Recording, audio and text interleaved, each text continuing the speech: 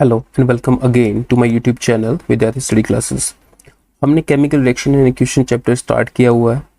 आज उसी को आगे कंटिन्यू करते हैं। शुरू करने से पहले रिक्वेस्ट करना चाहूँगा, जिन्होंने मेरा चैनल अभी तक सब्सक्राइब नहीं किया है प्लीज़ सब्सक्राइब कर लें और वेल नोटिफिकेशन को ऑल पे सेट कर दें। तो चलिए चैप्टर शुरू करते हैं। लास्ट वीडियो में हमने डिस्कस किया था how to balance chemical reaction.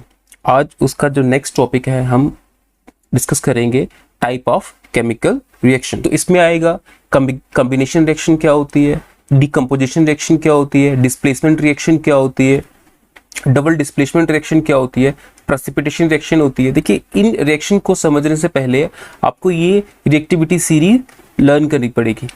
इसमें जो एलिमेंट मोस्ट रिएक्टिव है वो टॉप पे होगा और जो लीस्ट रिएक्टिव है वो बॉटम पे होगा। देखिए, रिएक्टिविटी जो है वो डाउन द सीरीज डिक्रीज होती चली जाएगी। अगर हम अप द सीरीज बात करें तो रिएक्टिविटी सीरीज इस सीरीज में अप साइड क्या है वो इंक्रीज होती चली जाएगी। तो पहले हम करते हैं कॉम्बिनेशन रिएक्शन को डिस्कस। देखिए, कॉम्बिनेशन रिएक्शन में क्या होता है, जब रिएक्टेंट कंबाइन हो और एक सिंगल प्रोडक्ट हमें प्रोवाइड करे तो हम उसको बोलेंगे कॉम्बिनेशन रिएक्शन।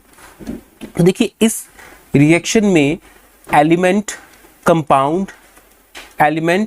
या कंपाउंड रिएक्टेंट की फॉर्म में हो सकते हैं। अगर रिएक्टेंट दोनों एलिमेंट की फॉर्म में है, लाइक दिस हाइड्रोजन और क्लोरीन है, तो प्रोडक्ट हमें HCl मिलेगा। अगर एक कंपाउंड है उसके साथ एक एलिमेंट रिएक्ट हो रहा है तो प्रोडक्ट सिंगल हमें कार्बन डाइऑक्साइड मिलता है। अगर अमोनियम कंपाउंड और HCl कंपाउंड दोनों कंबाइन होते हैं तो हमें ammonium chloride as a product मिलता है।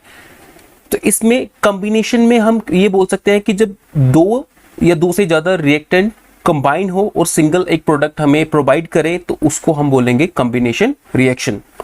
तो ये तीन एग्जांपल्स हैं इसकी। सेकंड है डिकम्पोजिशन रिएक्शन। देखिए, इस टोटल इनवर्स आती है, जहां कॉम्बिनेशन में रिएक्टेंट मिलके एक सिंगल प्रोडक्ट बनाते हैं। यहाँ एक सिंगल रिएक्टेंट ब्रेक होके दो या दो से ज्यादा प्रोडक्ट हमें प्रोवाइड करवाता है। तो देखिए, यहाँ पे जैसे एक एग्जांपल है, कॉपर सल्फेट जो है वो ब्रेकअप हो रहा है on the application of heat. वो ferric oxide, sulphur dioxide, sulphur trioxide की फॉर्म में हमें प्रोडक्ट और बाय प्रोडक्ट प्रोवाइड करवा रहा है। ये जो डिकम्पोजिशन रिएक्शन है ये फर्दर तीन टाइप की होती है। अगर हम हीट सप्लाई करते हैं रिएक्शन को अकर होने के लिए तो उसको बोला जाएगा थर्मोलिटिक डिकम्पोजिशन।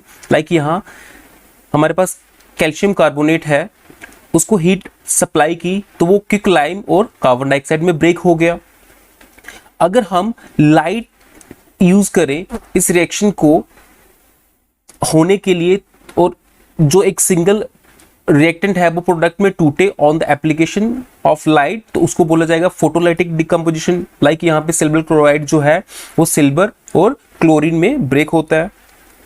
तीसरा है इसका इलेक्ट्रोलाइटिक। देखिए, जब हम रिएक्टेंट को सब्जेक्ट करते हैं इलेक्ट्रिसिटी से, इसको इलेक्ट्रिक करंट प्रोवाइड करवाते हैं, तो जब वो रिएक्टेंट ब्रेकअप होता है तो उसको बोला जाता है इलेक्ट्रोलाइटिक डिकम्पोजिशन। लाइक यहाँ पे देखिए, वाटर जो है जब उसको हमने इलेक्ट्रोलिसिस करी उसकी तो हमें क्या देखने को मिला, वहां पे hydrogen gas plus oxygen gas in the form of product मिली।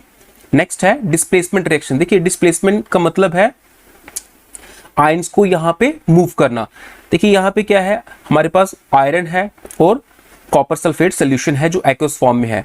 यहाँ पे क्या किया, आयरन ने कॉपर को यहाँ डिस्प्लेस कर दिया और खुद उसकी जगह क्या कर ली, पोजीशन ऑक्युपाई कर ली। तो इसको बोला जाएगा डिस्प्लेसमेंट रिएक्शन। तो देखिए, यहाँ पे हमें आयरन सल्फेट मिलता है और साथ में कॉपर। इसी तरह जब जिंक को कॉपर सल्फेट के साथ रिएक्ट कराया तो हमें जिंक सल्फेट देखने को मिला और कॉपर जो है वो एलिमेंटल फॉर्म में एज अ प्रोडक्ट निकल गया। देखिए, यहाँ पे क्या है, जिंक ने यहाँ कॉपर को डिस्प्लेस कर दिया। मैं एक बार फिर से कहूंगा कि यहां पे जो कंसेप्ट लगेगा वो लगेगा रिएक्टिविटी सीरीज का। उस रिएक्टिविटी सीरीज में अगर आप देखोगे तो जो कॉपर है वो जिंक के बिलो लाई करता है, इसीलिए जो जिंक है वो कॉपर को इजीली डिस्प्लेस कर सकता है। अगर रिएक्शन ऐसे हो, मैं ये बोलूं, यहां लिख लूं Cu प्लस ZnSO4 क्या हमें आगे रिएक्शन देखने को मिलेगी, तो वहां आएगा नो रिएक्शन। वहां नो रिएक्शन क्यों आया, क्योंकि उस सीरीज में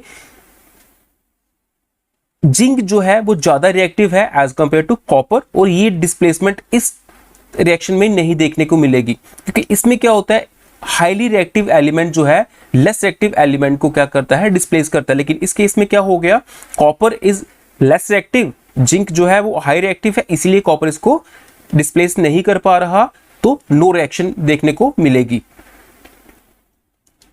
नेक्स्ट इज डबल डिस्प्लेसमेंट। देखिए डबल डिस्प्लेसमेंट में क्या होता है, सिंगल डिस्प्लेसमेंट में एक आयन जो है वो डिस्प्लेस होता है, यहां पे पेयर, यहां पे क्या हो जाएगा, there is an exchange of,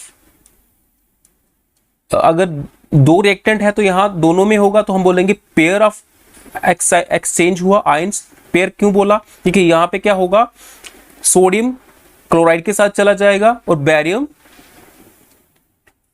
sulphate के साथ आ जाएगा।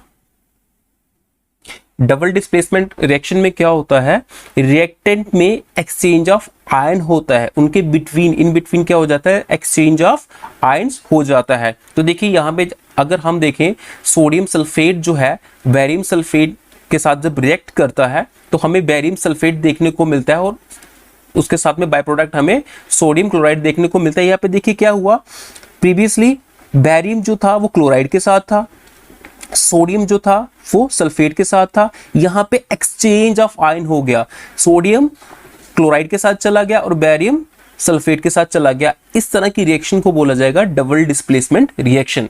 एक अनदर एग्जांपल इसकी है, एल्युमिनियम सल्फेट को जब हम रिएक्ट कराया कैल्शियम हाइड्रोक्साइड के साथ, तो एल्युमिनियम ने क्या किया, यहां कैल्शियम को रिप्लेस कर दिया और कैल्शियम आ गया सल्फेट के साथ, एल्युमिनियम चला गया हाइड्रोक्साइड के साथ, तो हमें देखने को क्या प्रोडक्ट मिला, aluminium hydroxide plus copper sulphate.